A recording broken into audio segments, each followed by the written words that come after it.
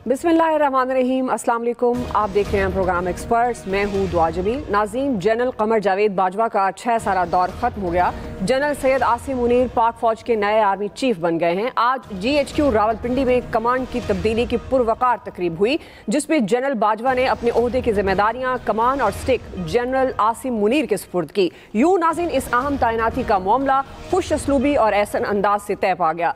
अगर जनरल बाजवा के 6 साला दौर पर नजर डाली जाए तो कई उतार चढ़ाव देखने को मिलते हैं। उन्होंने सरहदों की हिफाजत और दहशतगर्दी के खात्मे के लिए अपनी जिम्मेदारियां बाखूबी अंजाम दी। सिविलियन और मिलिट्री ताल्लुकात, बैनुल-अक़वामी महाज पर सिफारती ताल्लुकात में बेहतरी के हवाले से जनरल बाजवा की भरपूर मुआवनत देखने को मिली। रिकोडेक और कार्की जैसे तनाज़ात के हल और फेटफ के मामले में जनरल बाजवा का अहम किरदार भी नजर आया। वो मईशत की बहाली, इमदाद और मुख्तलिफ मालियाती पैकेजेस के हुसूल के लिए भी कोशियां दिखाई दिए। लेकिन उनके दौर में 5th जनरेशन वॉरफेयर का भी खूब तज़किरा रहा। 2 वज़राए आज़म तब्दील हुए, सियासी तनाज़ात भी देखने को मिले। तहरीक अदम एतमाद और साइफर के मामले पर शदीद तनकीद का भी सामना करना पड़ा। लेकिन जाते जाते जनरल कमर जावेद बाजवा ने तारीखी ऐलान किया, माजी की गलतियों का उन्होंने एतराफ़ किया और हमेशा के लिए बतौर इदारा सियासत से दूर रहने का भी एक बड़ा ऐलान किया।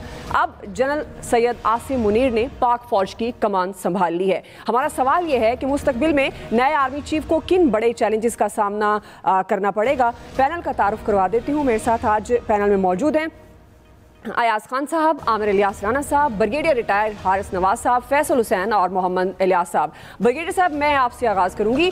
जिस तरह जनरल सैयद आसिम मुनीर ने पाक फ़ौज के 17वें आर्मी चीफ की हैसियत से कमान संभाली है, आप जनरल बाजवा के 6 साला दौर को किस तरह से देखते हैं और नए आर्मी चीफ को मुस्तकबिल में आपके ख्याल में किन बड़े चैलेंजेस का सामना रहेगा? देखें, एक तो सबसे बड़ी बात है कि बहुत ही खुश असलूबी से चेंज ऑफ कमांड हुई और जनरल आसिम मुनीर ने as a chief of army staff का ओहदा संभाल लिया।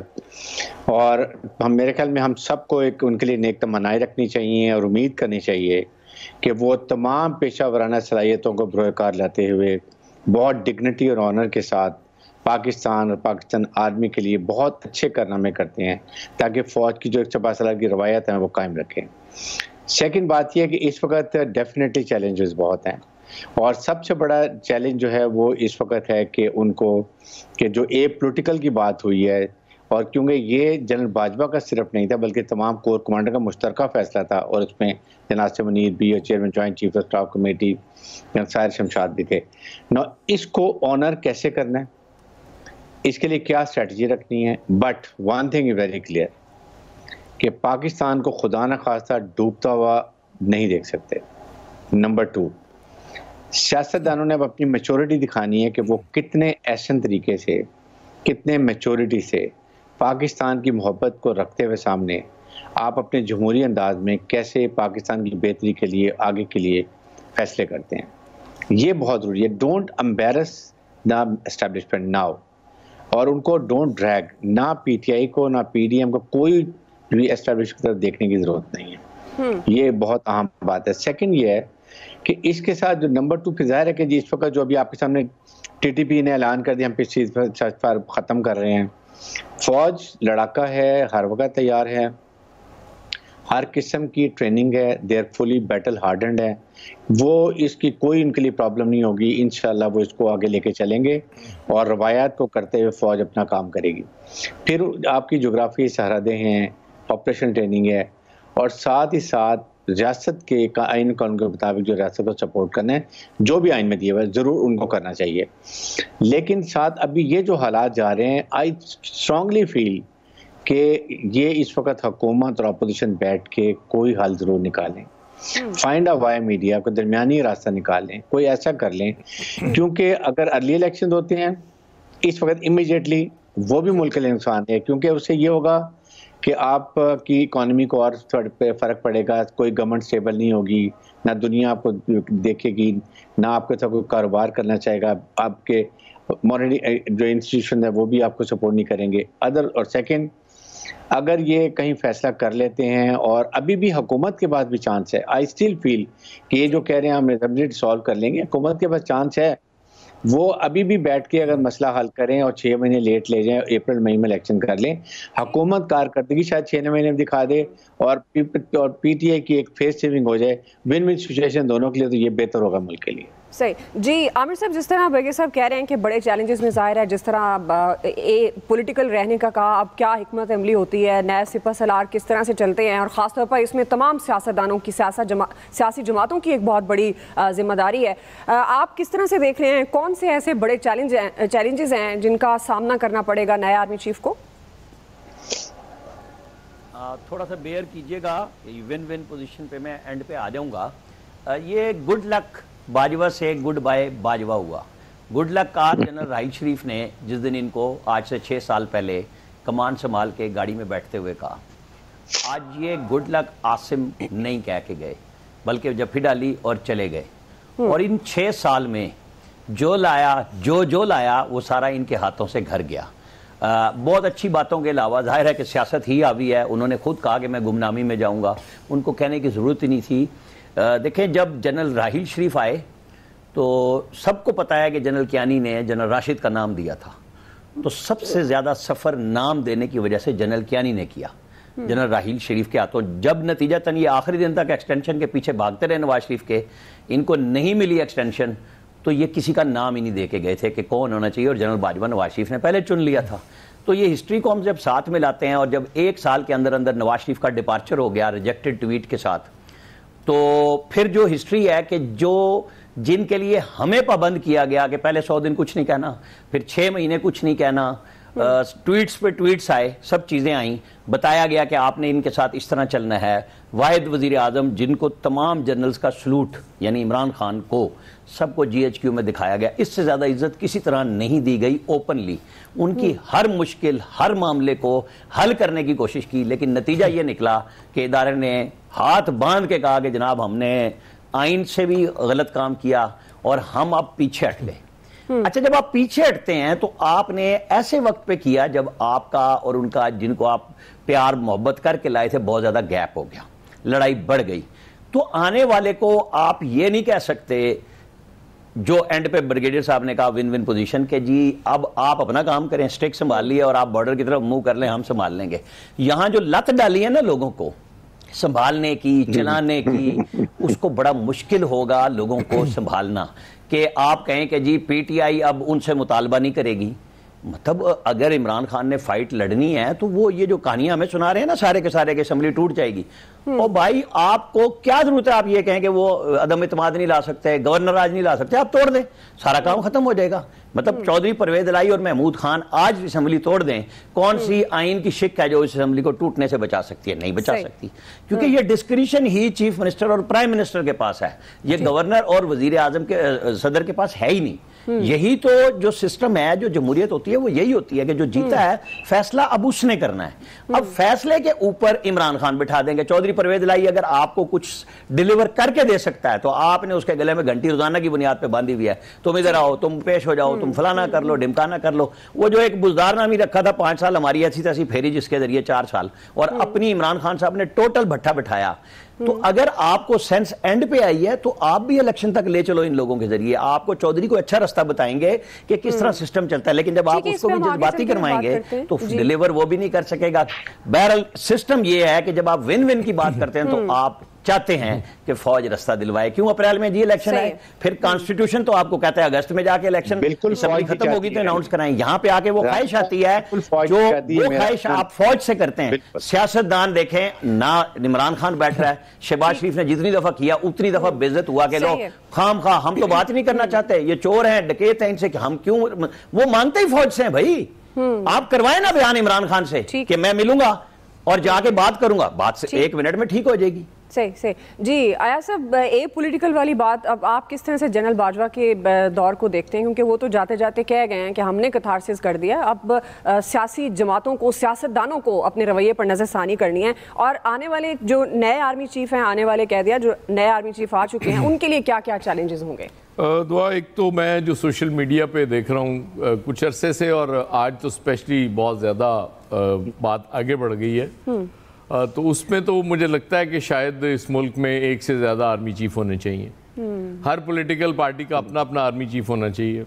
ये सबका यही ख्वाहिश होती है कि जी हमारा आर्मी चीफ हो, हमें सपोर्ट करे। जहाँ तक ये पॉलिटिकल होने की बात है, जाहिर है वो बाजवा साहब बड़ा मुश्किल में फंसा गए हैं नए आर्मी चीफ को। ये पॉसिबल नहीं है हमारे जैसे मुल्कों में कि बिल्कुल फौज साइड पे बैठ जाए, जो ब्रिगेडियर साहब ने इशारतन बात भी की कि ये नहीं हो सकता कि अगर खुदा न खास्ता मुल्क को कोई नुकसान पहुंच रहा और फौज आराम से हाथ पे हाथ धरे बैठी रहेगी। बाजवा साहब को मैंने, आपको याद होगा कि वो जिस दिन पहले दिन ये बात हुई थी, मैंने उस दिन भी कहा था कि बड़ा कंट्रोवर्शियल दौर रहा बाजवा साहब का। पहले ज़ाहिर है उन पे सिलेक्टेड एक गवर्नमेंट लाने का इल्ज़ाम लगता रहा, फिर एक इम्पोर्टेड गवर्नमेंट लाने का इल्ज़ाम जो अभी तक और वो रहेगा। बहरहाल अचीवमेंट्स भी बहुत हैं बाजवा साहब की, इससे इनकार नहीं किया जा सकता। इंटरनेशनल लेवल पे इन गवर्नमेंट्स के लिए पैसे मांगना और जाके वो माहौल बनाना, स्पेशली पीटीआई के लिए बहुत वो काम किया उस एंड पे उन्होंने। बाकी कंट्रोवर्सीज तो ज़ाहिर है होती हैं, जो 3 साल रहे उसकी होती हैं, तो 6 साल रहे उस हवाले से तो कंट्रोवर्सीज तो ज़ाहिर होंगी। नवाज लीग वाले बहुत नाराज़ थे, फिर कुछ तसल्ली हुई उन्हें जब वो रिजीम चेंज हो गई, उसके बाद फिर पीटीआई वाले ज़ाहिर हाथ धो के पीछे पड़ गए कि जी ऐसी की तैसी आपने हमें कैसे निकाल दिया। तो ये तो होता है जब आप ये पॉलिटिकल, आप कहते तो हैं कि हम ये पॉलिटिकल है, लेकिन कहीं ना कहीं आपका रोल होता है। नए आर्मी चीफ के लिए चैलेंजेस बहुत ज़्यादा हैं। मेरे ख्याल में सबसे बड़ा चैलेंज है फौज का इमेज बेहतर बनाना विद इन द कंट्री। मैं इंटरनेशनल लेवल पे बात नहीं कर रहा, वो आपको ब्रिगेडियर साहब ने बता दिया है कि वो जब भी कोई ऐसा मौका आएगा वो आपकी उनकी जो इस मुल्क के दुश्मन है उनकी तसल्ली फौज कराने के लिए पूरी कैपेबल है और वो कराएगी भी। लेकिन नेशनल लेवल पे, अंदरूनी सतह पे फौज को, नए आर्मी चीफ को स्पेशली बहुत काम करना पड़ेगा। और जो भी होना है, इलेक्शन टाइम पे होने हैं, लेट होने हैं। देखें अब मैं नहीं ये बात कह रहा, इनका अपना वजीर ख़जाना साबिक कह रहा है ना, मिफ्ता इस्माइल, कि डिफ़ॉल्ट का ख़तरा बहुत ज़्यादा बढ़ गया है। और जो बैठे होते हैं वो तो ये बात नहीं मानते, सिंपली उन्होंने तो कहना होता है जी कोई मसला नहीं है, लेकिन ये मसला है, बिल्कुल है। इस वक्त इकॉनमी सबसे बड़ा मसला इस मुल्क का है, और इकॉनमी के हवाले से स्टेक सबसे ज़्यादा आपको पता है किसके होते हैं, वो दिफाई इदारों के होते हैं। क्योंकि अगर इकॉनमी खुदा न खास्ता बैठ गई तो उनके अखराजात कहाँ से पूरे होंगे। इसलिए इकॉनमी पे फोकस करना पड़ेगा। उसके लिए इलेक्शन साल में हो, 2 साल में हो, 4 साल में हो, मुझे नहीं पता कब इलेक्शन होंगे, लेकिन वो जो बात जनरल बाजवा के दौर में की जाती थी कि जी ये कोई बैठ के सबको, स्टेक होल्डर्स को इन मसाइल का हल निकालना चाहिए। ये आपस में नहीं बैठेंगे, इनको आदत ही नहीं है आपस में बैठने की और मसाइल हल करने की। ये तमाम स्टेक होल्डर्स को बैठना पड़ेगा और इस मुल्क की बेहतरी के लिए बैठना पड़ेगा और इन मसाइल का हल निकाल के आगे बढ़ना पड़ेगा। और हम इसके बावजूद, मैं कम से कम मानूंगा कि आप ए पॉलिटिकल हैं, लेकिन इसके बगैर मसाइल हल नहीं। जी फैसल साहब, जिस तरह अयाज साहब कह रहे हैं कि विद इन कंट्री फौज का इमेज बेहतर बनाने के लिए भी नए सिपह सलार को काम करना पड़ेगा, आप क्या समझते हैं कौन से ऐसे इंपॉर्टेंट काम हैं, बड़े काम, कौन से चैलेंजेस हैं जिनका सामना रहेगा इन्हें? मैं आपके बुनियादी सवाल की तरफ आता हूँ। सिर्फ एक एयाज साहब की सिर्फ एक बात का मैं जवाब देना चाहूँगा खाली। जी जी, जो एयाज साहब कह रहे हैं ना कि अब तो इनका वजीर दाखिला कह रहा है, सिर्फ वजीर दाखिला नहीं कह रहा, हमारे आमिर भाई के अलावा पूरा पाकिस्तान कह रहा है कि डिफॉल्ट का खतरा बढ़ गया। वजीर खजाना की, एक्स वजीर खजाना की जी। अच्छा, ये मेरे खाते जो फैसल साहब ने डाला है ना, डिफॉल्ट पे ना सवाल आया है और ना मैंने जवाब दिया है, लेकिन चूंकि आपने इनसे आने वाले चैलेंजेस पूछे हैं, तो वो अगर आप लेबर काउंसलर वाले पूछते ना तो ये जरूर बता देते, उसकी अफादियत, डाटा सिस्टम, अफादा मुख्तसिम कोई पूछती ना तो ये सारे बता देते। अब आपने इनसे वो चैलेंज पूछा है जो इन्होंने खुद भी नहीं पढ़ा हुआ। जी फैसल साहब, देखा गौर किया आपने? व्हाट्सएप पे जो मैसेज आते हैं वो पढ़ते हैं, जो हुकूमत है वो खुद कह रही है। भाई जब इकोनॉमिक्स पढ़ोगे तो उसके ऊपर बात करेंगे। फिलहाल जो सवाल हुआ है वो उसका जवाब दे दो, या टाइम पूरा करना है घड़ी देख के। यार राणा साहब वो गल ना करो, कहंदा सारी रात अक़वामे मुत्तहिदा याद करते रहे पेपर च यूएन आ गया। यार ये गल ना करो ताड़ी। जी फैसल साहब, यही तो कह रहे हैं ना, इन सवाल तुसीं चैलेंजेस दा पूछ लिया, वो करेगी। देखिए ये जो बाजवा साहब के आखिरी 8 महीने थे ना, ये तो बड़े जबरदस्त थे। इनके 8 महीने पे तो जो है ना इनको बिल्कुल जो है ना बहुत ज़बरदस्त तरीके से जो है ना खराज तहसीन पेश करना चाहिए कि अगर जो 2010 में इस्टेब्लिशमेंट का जो प्रोजेक्ट इमरान खान था वो अगर नाकाम हुआ तो फौज ने इस बात को ओन कर लिया कि भाई इस इमरान खान में अब जितने विटामिन के इंजेक्शन लगा लें, अब इमरान खान की टांगों में ना जान नहीं पैदा होनी। ये प्रोजेक्ट तो जो है वो कामयाब नहीं हो सकता। वो फिनाइल की गोली निकली इंजेक्शन प्लस होने का फैसला किया और सियासत से जो है वो किनारा कशी भी कर ली कि भैया ये इमरान खान का तजुर्बा इतना खतरनाक और ख़राब साबित हुआ है, इतना बल्कि अजाब साबित हुआ वो तजुर्बा कि अब हमने सियासत में आना ही नहीं है। इमरान खान ने जो है ना फौज को इतना बदल कर दिया, उन्होंने बोला सियासत ही जो है वो हमने नहीं करनी। और ये फौज के लिए भी ये जो तजुर्बा है फौज के लिए, ये आने वाली लीडरशिप के लिए भी जो है ना पैगाम है कि आप कोई बंदा चूज करते वक्त जो है ना उसकी जहनी हालत को और उसकी जहनी सतह को ज़रूर जो देखें कि किसको जो है वो पसंद कर रहे हैं और क्या कर रहे हैं, उसकी कीमत जो है वो इदारे को और पाकिस्तान को जो है वो क्या जो है वो अदा करनी पड़ सकती है।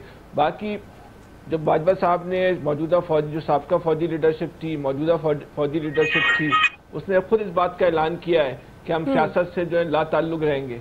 और ये जो ला ताल्लुकी का ऐलान है ये उन्होंने सबक सीखा प्रोजेक्ट इमरान खान से कि भाई अब जो है सियासत से जो है अपने आप को जो है ना वो दूरी रखना। तो इस ऐलान को जो है पूरे पाकिस्तान ने जो है ना वो इसको अप्रिशिएट किया, सराहा। और लोग एक आइन का तकाजा भी है, एक आम इंसान भी ये चाहता है कि हर इदारा जो है वो अपनी हदूद में रहे और आइन की जो किताब है वो सबसे ज्यादा जो है उसको जो है वो मुकद्दस है और ताकतवर रहे, उससे बाहर कोई भी ना निकले। अच्छा, जहाँ तक फौज के लिए मुस्तकबिल के चैलेंजेस का है, ये बहुत अहम सवाल है आपका। इस वक्त पाकिस्तान को सबसे बड़ा जो चैलेंज है वो पाकिस्तान के बाहर से नहीं है, पाकिस्तान के अंदर से है। अगर पाकिस्तान में अगर कोई पाकिस्तान के खिलाफ कोई मूव चल रही है तो पाकिस्तान के अंदर से चल रही है। और बहुत ही अफसोस के साथ कहना पड़ता है ये तहरीक जो है वो कोई बाहर का आदमी नहीं चला रहा, इस मुल्क के एक साबिक वज़ीर आज़म इमरान खान की सरबराही में चल रही है। देखें, जब कोई खेत होता है ना, खेत, उसके अंदर एक जहरीला पानी एक अंदर से आ रहा होता है और एक दुश्मन हमला बाहर से कर रहा होता है, तो पहले आपने जो है ना दुश्मन के हमले को नहीं रोकना, पहले उस जहरीले पानी का रास्ता बंद करना है। इमरान खान की जो मूव है वो इस खेत के लिए एक जहरीला पानी बन गई है पाकिस्तान के लिए, पहले इसको रोकना होगा। आज आप ट्विटर पे देखें तो सही हाल क्या किया हुआ है तहरीक इंसाफ वालों ने, इमरान खान के सपोर्टर्स ने, तहरीक इंसाफ के वाबस्तगान ने, पाकिस्तान की फौज का, पाकिस्तान की फौजी लीडरशिप का ये जो मूव है, ये यकीन करें आज जो है सबसे ज्यादा, आज फिर एक दिन ये रोज ऐसा कोई काम करते हैं कि भारत को और इसराइल को जो है वो जश्न मनाने का जो है वो मौका मिलता है। आज इन्होंने फिर जो ट्विटर पे जिस तरह जो वाहियात अंदाज में अपनी जो ट्रेंड चलाएं और जो अल्फाज इस्तेमाल किए, मुझे बड़ी हैरत हुई। ब्रिगेडियर साहब भी यकीनी तौर पे उसकी मदम्मत करेंगे आज, तो मैं ख्याल है तहरीक इंसाफ की लाजमी तौर पे करेंगे। डेफिनेटली हर एक करेगा, क्यों नहीं करना, बिल्कुल डेफिनेटली करेंगे, जिसका सामना रहेगा। मैं पूरी बात तो करूँ, बता रहा हूँ काम की बातें आपको मैं कि एक तो जो हमारे जो जी नहीं मैंने सुन लिया, आपका पॉइंट ऑफ व्यू कंप्लीट हो गया, मैं तभी आगे बढ़ी हूँ। एक तो फौज के जो इमेज है उसके बारे में एक दोबारा सॉफ्ट इमेज जो बनाने के लिए जो ज़रूरत है इस वक्त, जो कि है कि सियासी तौर पर जो मामलात जो हैं उनको निपटाने के लिए, क्योंकि अब तो ये जो इन्होंने कहा कि सियासत से कोई नहीं, तो ये हमारे सियासतदानों को भी चाहिए कि बजाय किसी की तरफ देखें अपने मामलात खुद सुलझाएं और खुद बैठ के टेबल पर बैठ के बातचीत करें। तो ये तो एक है कि जो इस तरह बेहतरी आएगी कि फ़ौज के इमेज के बारे में जो है कि 6 साल में गुज़िश्ता जो, क्योंकि उनका कमर बाजवा साहब का बड़ा अच्छा जनरल साहब का दौर गुजरा, उसमें उन्होंने दहशत गर्दी का मुकाबला किया, मुख्तलिफ जो थे मसाइल थे, जो उसमें ये देख लें कि खारजा पॉलिसी भी थी और जो गवर्नमेंट भी चेंज हुई जिन पर उन्होंने देख के, हालांकि उन कहा जाता था कि जी वो मुदाखलत वगैरह, तो वो उनका एक अपना एक सोच थी, जबकि दोनों पार्टी की जानिब से थी कि हमें उनकी तरफ से देखा जाए, उनकी तरफ से वो ही दिया जाए। लेकिन अब इन लोगों को बदलना होगा, अपने आप को, अपने मामला को खुद देखना होगा।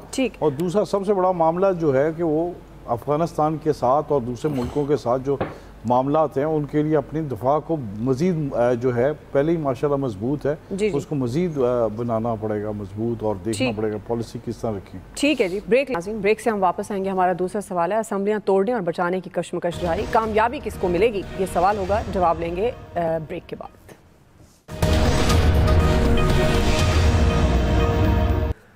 नाज़रीन, इमरान खान के ऐलान के बाद मुल्क में सियासी भूनचाल जारी है। वफाकी हुकूमत और इत्तेहादी मखमसे का शिकार दिखाई दे रहे हैं। सड़कों की सियासत ड्राइंग रूम्स में पहुंच गई है। असम्बलियां तोड़ने और बचाने की कश्मकश जारी है। खासतौर पर पंजाब का महाज गर्म हो चुका है। PMLN और पीपल्स पार्टी पंजाब की हुकूमत बचाने के लिए सरगर्म है। मेल मुलाकातों का सिलसिला भी जारी है। भरपूर मुशावरत भी की जा रही है। असम्बलियां बचाने के लिए कानूनी माहिरीन से राय भी ली जा रही है। लंदन में बैठे नवाज शरीफ भी एक्टिव हो चुके हैं। उन्होंने पंजाब हुकूमत बचाने के लिए हमजा शहबाज को जिम्मेदारियां सौंप दी हैं और असम्बलियां बचाने के लिए हर हद और हर हरबा इस्तेमाल करने के ऐलान भी किए जा रहे हैं। तो दूसरी तरफ इमरान खान साहब ने भी पंजाब का महाज संभाला हुआ है।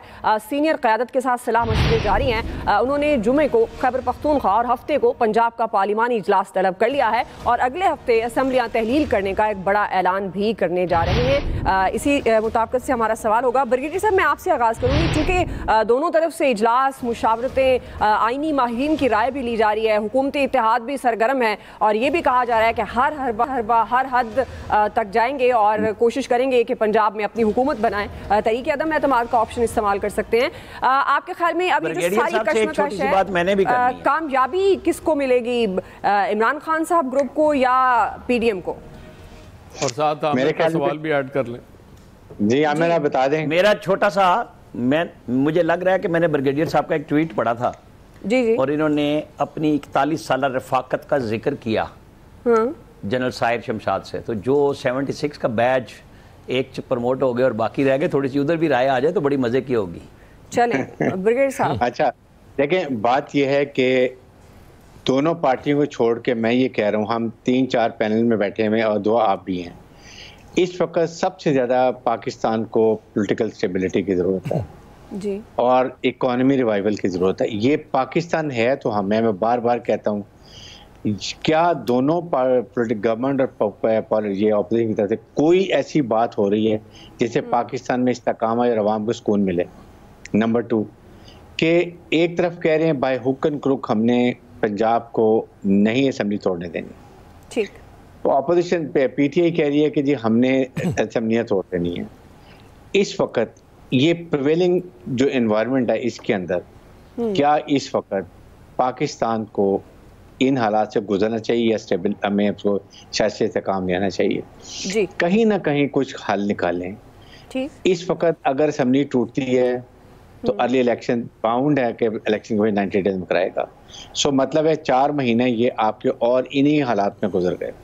सोचें इस स्टेज पे हमारी इकोनॉमी कहाँ चली गई होगी जी। अगर आज हुकूमत ये कहती है कि आए जी हम बैठ जाते हैं और इमरान खान को सेंस प्रिवेल करती है, वो भी कहते हैं ठीक है जी बैठते हैं, इलेक्शन बाद हर चीज़ पर बात करेंगे, खुली बात करेंगे, ठीक है, ठीक, और डिसाइड कर लेते हैं कि हम अप्रैल में इलेक्शन कराएंगे तो या मई में कराएंगे या अगस्त में कराएंगे, लेकिन कहीं कंसेंसस हो जाता है तो पॉलिटिकल टेम्परेचर डाउन हो जाएगा, मुल्क में सियासी इस्तेकाम आ जाएगा और इकोनॉमिक रिवाइवल शुरू हो जाएगा। That is what we have to think. मैं किसी पार्टी की कोई बात नहीं कर रहा, आई स्ट्रांगली फील कि ये होना चाहिए। सही जी। अयाज साहब वो दूसरे का मरखल जवाब नहीं देना चाह रहे ब्रिगेड साहब जी, इसीलिए नहीं सेकंड देखें, वो इस वक्त एक बात है, मैं वो नहीं मैं बात करता हूँ। देखें उसमें ये है, ब्रिगेडियर साहब ट्रैप मत हो जाइएगा आमिर भाई की बातों में। नहीं मैं देखें बात ये है कि ये बड़ी अच्छी 1, 1 और 2 को उन्होंने प्रमोट कर दिया, कम से कम कंट्रोवर्सी खत्म हो गई है। और जनरली रवायत की होती है कि अगर जूनियर प्रमोट हो जाए तो सीनियर रिटायरमेंट ले लेते हैं, लेकिन फिर ये सीनियर ऑफिसर की मर्जी होती है कि वो इस स्टेज पे रहना चाहते हैं नहीं, तो ये उनका अपनी सवाबदीद है। सर आपका भी यही बैच था, मेरा पूछने का मतलब ये है। मेरे से जूनियर है, मेरे से सब जूनियर है, बेफिक्र रहिए, मेरे से जन बाजवा भी जूनियर थे। अच्छा तो ये ब्रिगेड से 76 जो है ये कब शुरू हुआ था आपके ख्याल में? ये 76 आई वुड से कि ये 2086-87 में जाके ये थे। मैं आपको ये बता दूं, मेरी अपनी सोनोरिटी ये है कि मैं ब्रिगेड मेजर था 10 ब्रिगेड सियालकोट में और जनरल साहिर शमशाद के मैं सेकंड लेफ्टिनेंट इन 8 सिंध।